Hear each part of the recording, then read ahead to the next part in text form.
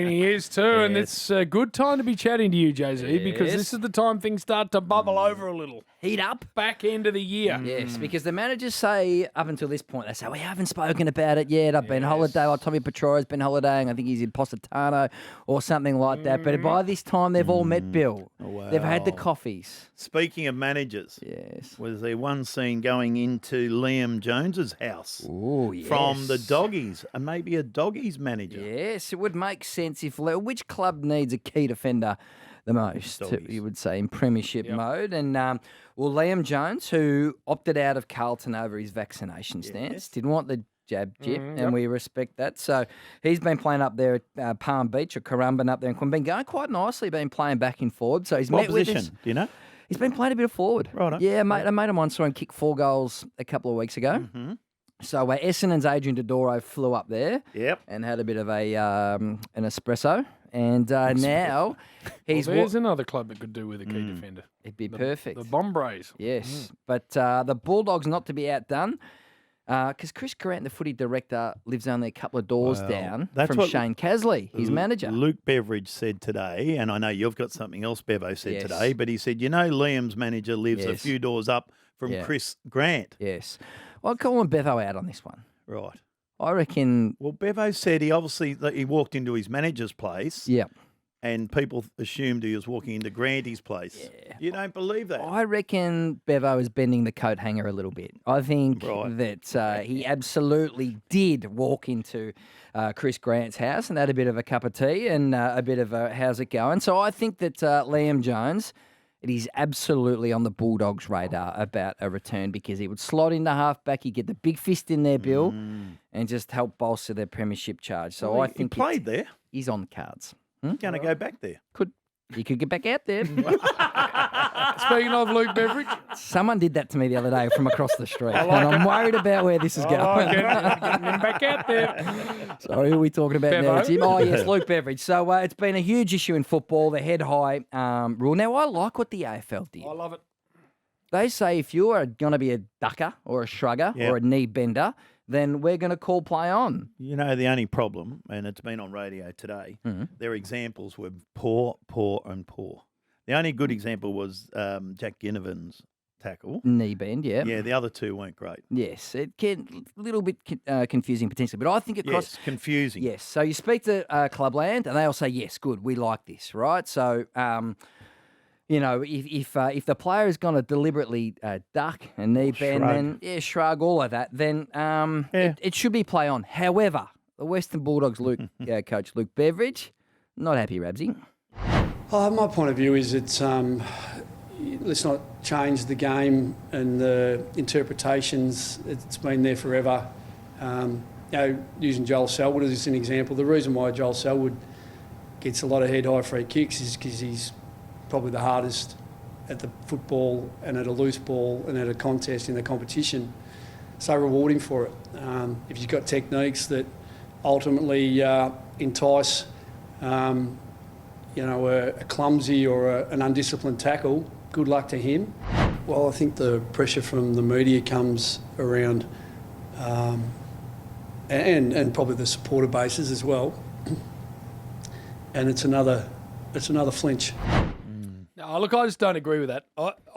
What we need to get out of the game, Jay-Z, for me, is this habit that's starting to creep in of people picking the ball up and then aggressively hunting a tackler with your head down and driving it into the tackler to draw a free kick because it's, A, I don't like the look of it, and B, it is dangerous. And I It's think only a matter of time before someone gets seriously hurt doing it, and that is the very last thing we want. Joel Selwood, I view as slightly different because it's in the contest. All right, he does roll the arm up to extenuate the high contact, but I've never seen him drive at a tackler. It's a completely different thing. And I couldn't agree more with you, Jim. I think this is going to be a good thing for Jack Ginnivan because he's a good enough footballer in his own that's right. right. He gets to the fuller ball. He can wheel around players. He doesn't need to draw free kicks. You know what else didn't help?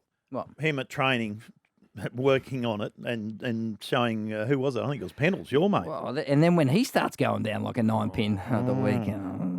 Him and Scotty, so they're working. North Melbourne, no, priority yes. pick. What are you Yes. hearing? Well, the North Melbourne board, I believe, 350 games at the weekend. It was outstanding. He was good unsurprising, again. Bill.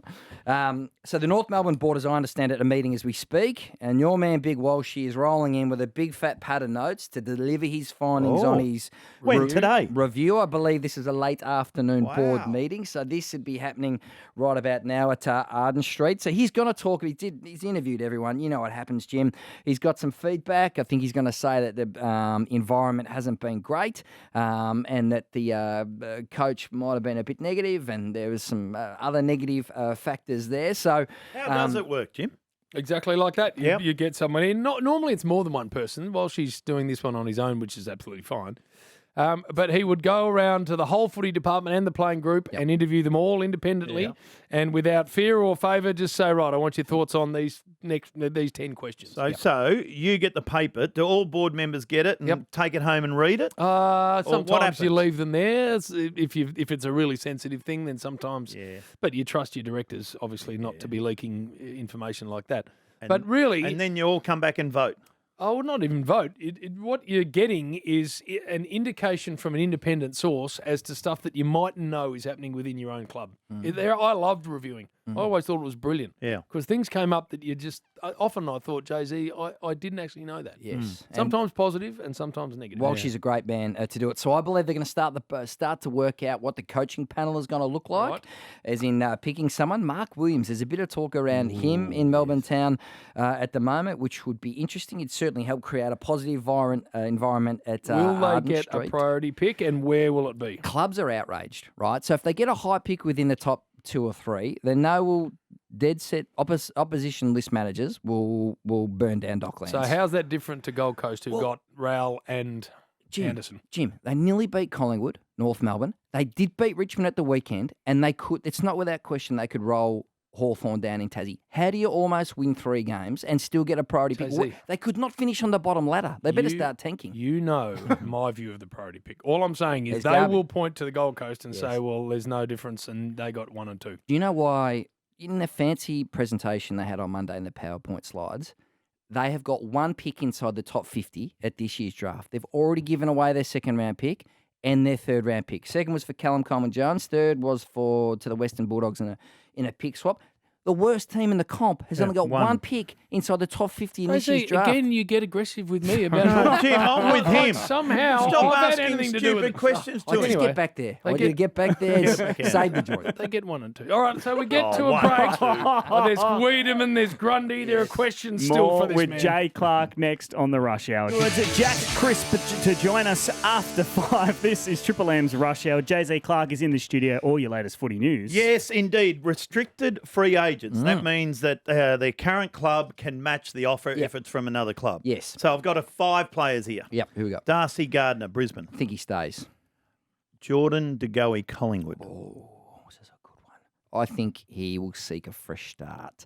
But that could depend on whether he's prepared to accept less money at Collingwood. I think they'll try and keep him on sort of modest money, 550, 600. But if he's chasing a bigger check, then I think St Kilda comes right into question. So St Kilda say 650.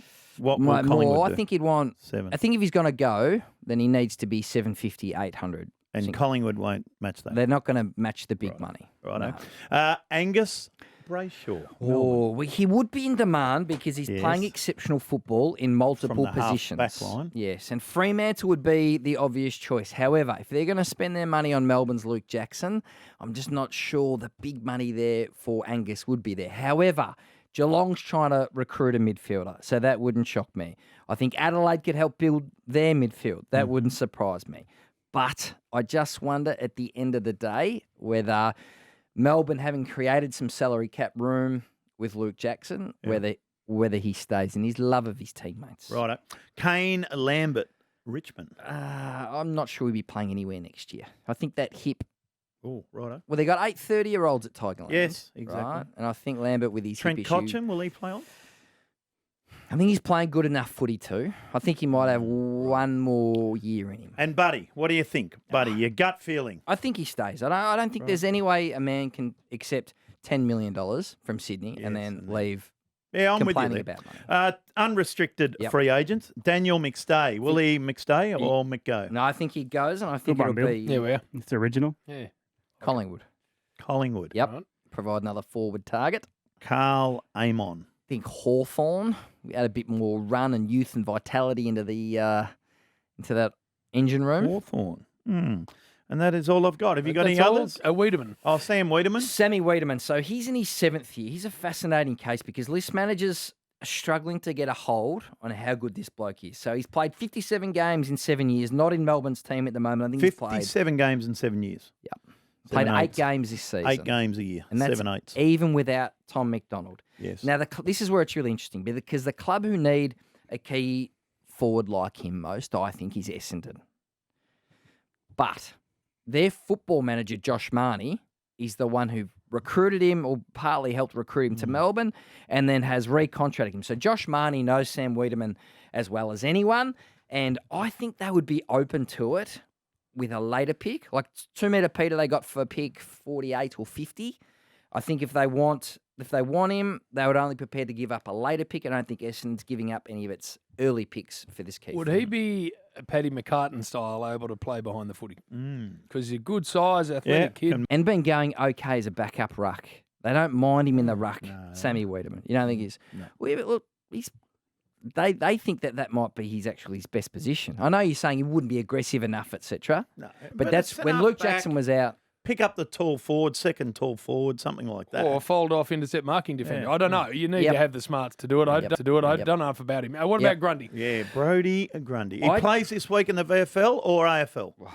I think he'd need to run around in the I twos. would have thought it'd be in Yeah. the VFL. Yeah, it's been, 3 or 4 months since he's played. Look, I wonder, the Adam Treloar trade at Collingwood came very left field, and they got a lot of flack over that, didn't they? Is Collingwood conditioning the football club, the football public and other to a potential Brodie Grundy move? And I don't think they would have any fear picking up some of that tab like they did with Treloar. So it'd be GWS or Port Adelaide. I think his form over the next 5 weeks, albeit coming off a huge break, is going to be really interesting.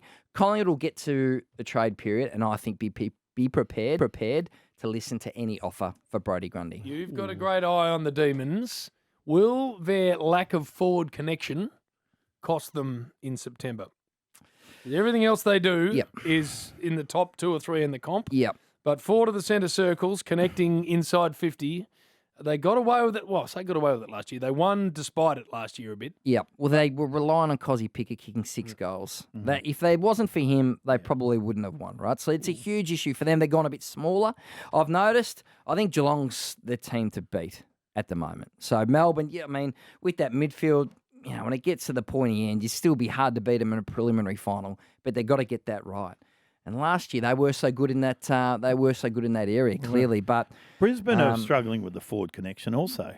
correct, Their yeah. forwards have been Joey Danaher and Eric and McStay, Yep. but they've all been poor, haven't they? They have. And that's why, Carlton is the door ajar from there. Can Richmond reignite their season? It's certainly a fascinating top end of the ladder at the moment, but I think Geelong clearly be the team to beat. At Bill. the minute, they've won 8 in a row. Are you in the camp where they should lose one, or can they win the next 5? What's that, 13, and go into finals? I don't think that mature group needs to lose one to stay sharp. I think Scotty's got them completely motoring beautifully. So I think they could keep the momentum up from here, Bill. Collingwood also going for 9 in a row. They are. What a story that is. Amazing, isn't it? And that's where you take your hat off to Craig McRae. Oh, yeah. And the Bombers, Sunday, MCG, 70,000. Yes, it could be absolutely massive. That game going to be interesting.